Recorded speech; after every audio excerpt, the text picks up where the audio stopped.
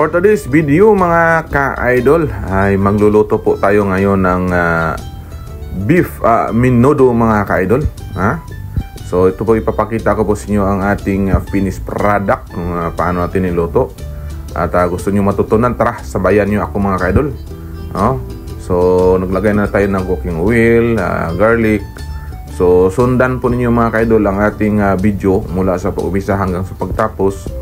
So naka-plus po sa screen ang ating list of ingredients, ang aking mga ginagamit mga ka-idol. At panoorin na po yung buong buo ang ating video para matutunan nyo kung gusto nyo gayahin po ang ating menu for today. So madaling gawin lang po ito mga ka-idol. At talagang ayusin natin yung ating pagluto para masarap po ang ating ulam mga ka-idol. So ganyan lang kasimple ang aking pamaraan sa pagluto mga ka-idol. Madali lang po ito siyang gayahin. So itong baka mga ka-idol na laman ay pinapakuluan ko muna bago natin to isuti dito. So yung ating liver ay fresh na yan mga ka-idol.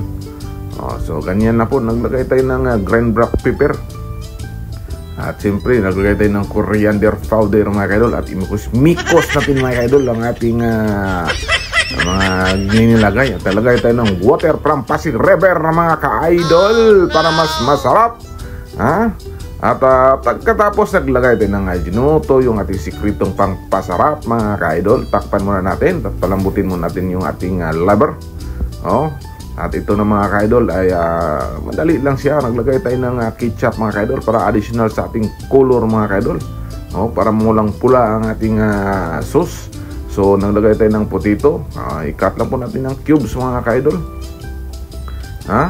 Ganyan na po mga ka-idol. So importante sa atong luto mga ka-idol, talagang samahan natin ng kunting pagmamahal para mas lalong sumasarap ang ating luto. At siyempre mapasaya tayo sa kainan at mapalaban tayo sa kainan. Naglagay na po tayo ng hotdog mga ka-idol. Okay. So maraming salamat po sa inyong laging pagsubaybay sa aking video mga ka-idol. Plating na po tayo. Ito na at ready for serving na mga ka-idol ang ating menu for today. Bakbaka na tayo sa kainan. So hindi po na ipapakita yung mukha ko dito kasi kinapos tayo sa oras. So maraming salamat sa inyong palangsawang pagsuporta. Sana po yung nagustuhan po yung aking video. Don't forget follow, like, and share. Bye bye. Lami aoy.